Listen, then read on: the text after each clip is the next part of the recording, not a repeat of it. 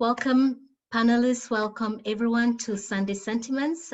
This is a group that meets twice a month on Sunday just to talk about current topics of interest or current events in the news. And we have diverse opinions. And we're here to respect each other's opinions, to hear each other's opinions, and not to take it personally if anyone has a different opinion from you. It's about learning, it's about sharing, it's about everyone having a platform where their voice can be heard. I would like to ask viewers to please like, subscribe, so you can get notifications to our channel. And yeah, welcome. So I'm the host for the first topic, and the first topic is on cultural misogyny / victim blaming / toxic masculinity. And Sarah Everard's case in the UK, her death, has sparked conversation around women's safety, sexual assault, sexual harassment, and toxic masculinity. So we know before Sarah Everard's death that women have been experiencing this for years. It's nothing new, and around the world as well. So we agreed last panel that this was a serious issue to us that warranted an ongoing discussion, not a one-off touch. And that's why we're revisiting the topic again today, because we have a new story from Kenya, which will be shared in a bit. So I'll pass you over to Shiro from Kenya, who will give us a story, very shocking story from Kenya, and then we'll watch a clip and discuss that story. This is something that happened recently in Nairobi, Kenya. A girl went out on a date with a guy she had met, and they went up to his office in a building in Nairobi city center on the 12th floor, where they had some drinks. And then as the evening approached, the girl wanted to leave, but the man wanted to sleep with her, and she declined.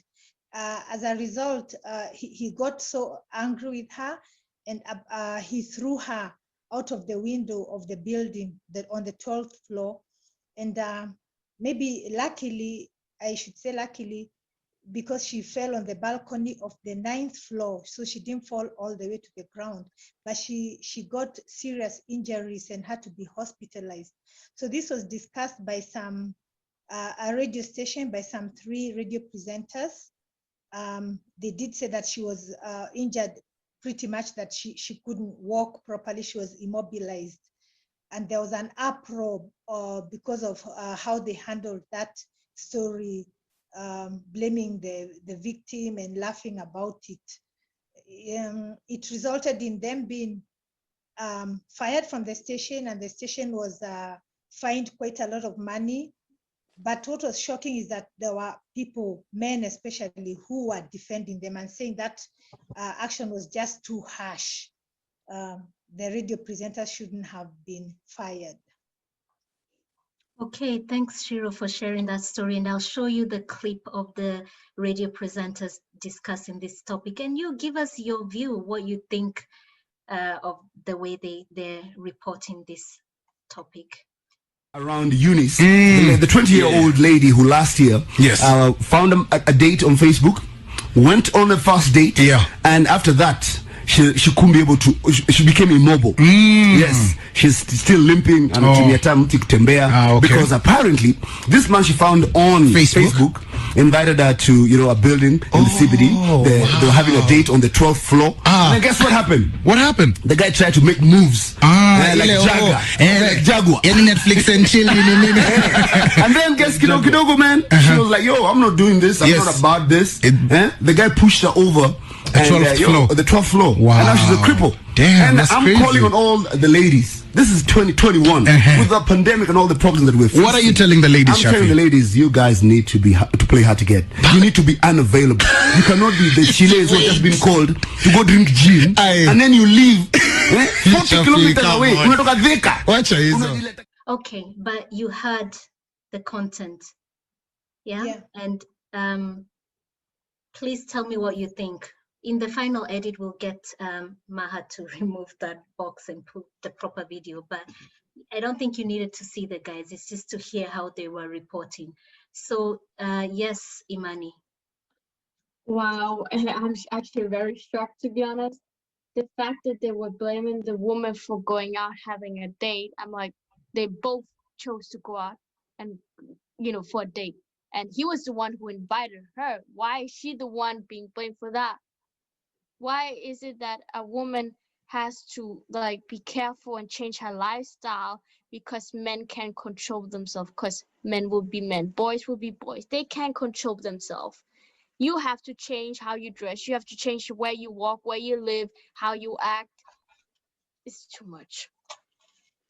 Yeah, thank you, Imani. I was shocked as well because even though she relayed the story to us, when you actually hear them and them laughing also when they're saying she was thrown out of the building and she's crippled, and then they're laughing about it, no seriousness whatsoever. And what you said, Imani, is true. Women have to dress right, stay home, act this way, be this way, just to be safe. Why didn't those guys even for 1 second talk about the perpetrator? The focus was on the victim, giving us advice on what we need to do to not be attacked and, assaulted. Thanks, Imani. Yes, Keshi. And then next, Shakira, then Jamila, then McKenna. Yeah, I think we discussed a little of this case last week, and somebody mentioned, I don't remember who, these men are victim blaming, saying that women should play hard to get. This girl refused the sexual advances of this predator. So she was actually acting hard to get, but it didn't help her in any way. She got thrown out of the window. So men here are saying that it's a woman's fault for being attacked. You should act hard to get. This is what I find. This is what I call toxic masculinity, where men believe that women are to blame for being attacked, that a man will sit there and laugh and tell women, act hard to get. It's not acceptable. Thank you, Keshi. You brought out a really good point there. So they're here saying women should play hard to get. That woman was actually saying, no, I do not want this to go further, and still she was attacked. So basically they're saying, stay at home. That's what they're saying, stay home, don't go anywhere, don't have a life. Yeah, play hard to get, then you won't get attacked. Disgusting. So next, let's have Jamila, please. Yeah, so what I want to talk about is the fact that he's trying to act like he knows the program, he gets the program. He's like, oh, guys, in 2020, he doesn't realize that that's not what women are doing in 2020. What women are doing in 2020 are speaking up when they don't want to do something. They're going to say no. So him trying to bring in this old narrative of how women have to change themselves, that's not what 2020 or 2021 is about. It's about us saying no and you getting the point. No matter how far you've gotten, you don't carry on. If someone says no, no. You can't force things. Everything in just daily life, you can't force things on people. I remember seeing this, I don't know if it was an analogy, I guess it was, about a tea. If someone comes over to your house and then they say yes to tea, you give them the tea and then they say, oh, I don't really want it. You're not going to shove it down their throats for them to drink it. They said no. And even if you might get offended and annoyed, you're not going to take the tea and force them to drink it. Thank you so much for that analogy, Jamila. You're very right. No should mean no. And those guys trying to act cool and modern and current, they're not, because what is current now is respecting women's, what do you call it? Choice. Yeah, the word just went out of my head. Yeah, respecting women's choice. No means no. Yeah, she wanted to go on a date, but she didn't want to carry on further than that. So for a man to act so entitled, to do whatever he wants, so that when a woman says no, that sense of entitlement gets him to fly into a rage, and for him to either rape, attack, throw her out of a window. That is out of order, and not acceptable in 2021. So next we have Shakira, please. Yeah, I feel like the fact that they were even laughing in the first place is probably shows that they've most likely, not even most likely, they've 100% done this, not to the extreme that he did, throwing something out of a window, but they have trying to take advantage of women. They've most likely used their job, because some men do that, use their job as being like, oh, but I'm a famous radio show host. Like, it just, the way that it was just sounding just reminded me kind of Trump and his whole bus scandal that he had, where he was saying that, oh, if you're famous, they'll let you do anything. It seems like the exact same thing, because they're so used to, oh, I can just get my way. She should have just played harder to get. Like, she did, and she most likely also put up a fight before he threw her out of that window. But they're acting like it's some kind of joke, and oh, play harder to get. No should be the only thing, or even just looking uncomfortable, saying maybe. If it's not a very, like, yes, like big yes, then no. Then it does not mean yes. It's just no, no matter what. Thank you, Shakira. Yes, they were not taking the issue seriously at all. Here, a woman has become disabled and crippled from this. She's probably completely traumatized. She thought she was just going for a drink and came back. She didn't even come back. She got up in hospital, not able to walk. And they're busy laughing about it. I mean, this incident, especially that video, just made me very, very angry. It is not a joke when women are assaulted, attacked, belittled. And this is what we're trying to get out there, the message we're trying to get out there to male allies, males that are not toxic. Please speak to your fellow men. Please have discussions about how men should treat women, and that's entitlement that some men feel like towards having sex with women or whatever. So next was McKenna and then Shamsa.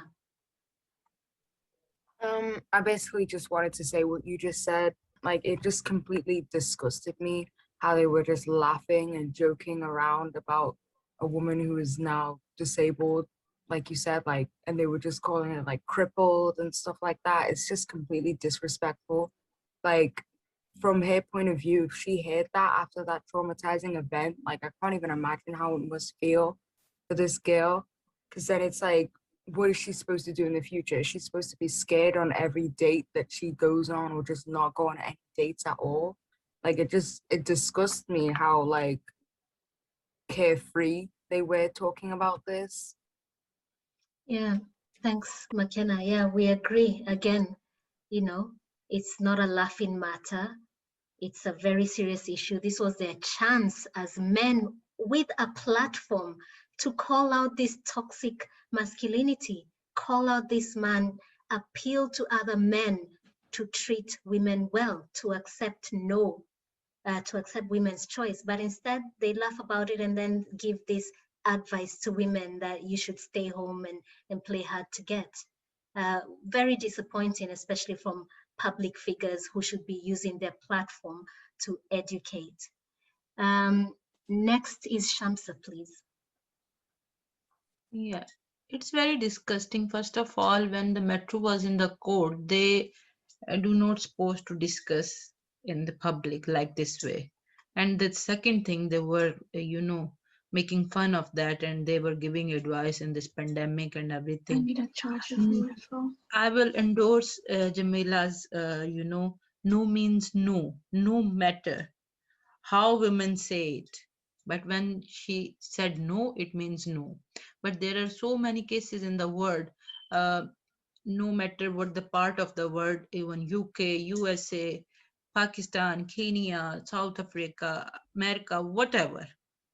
It's still the matter of, ego of a man. They always expect a woman to reply towards a man, but when she say no, when she says no, they don't respect it. They just want their move. and they want to do anything with what they want.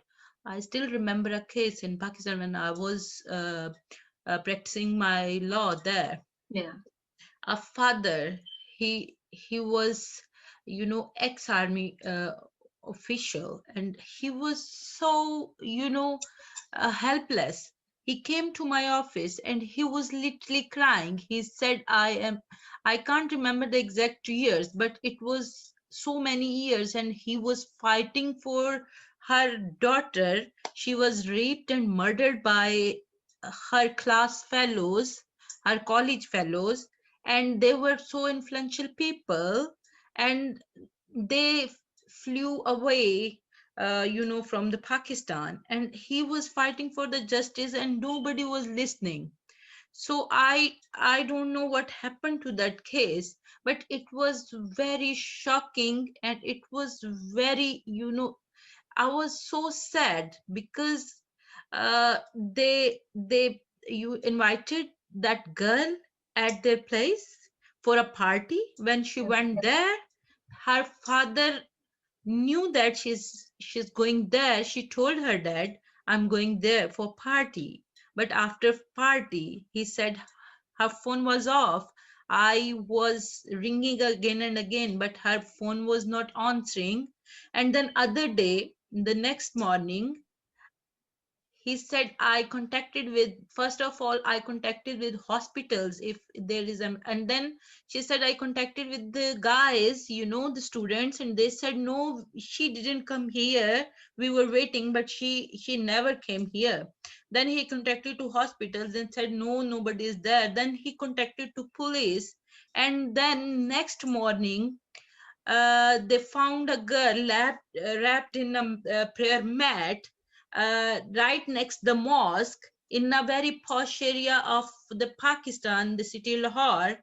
Her body was wrapped in the prayer mat, and it was, there right after the mosque, and they found that girl, and you know nobody was there to give him justice. And the most of people was saying the dad is, he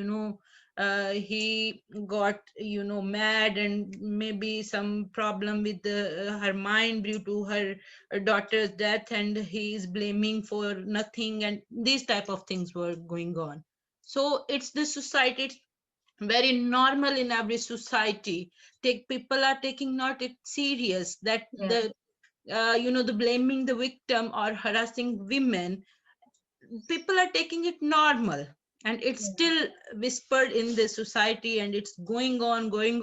We just, as a lady or as a woman, we can raise our voice, but practically it's not that serious, which we need to be.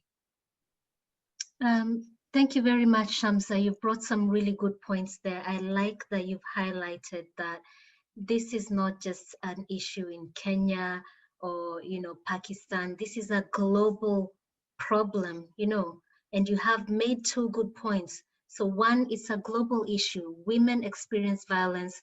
According to WHO organization, 1 in 3 women globally experience violence, whether that's physical or sexual violence.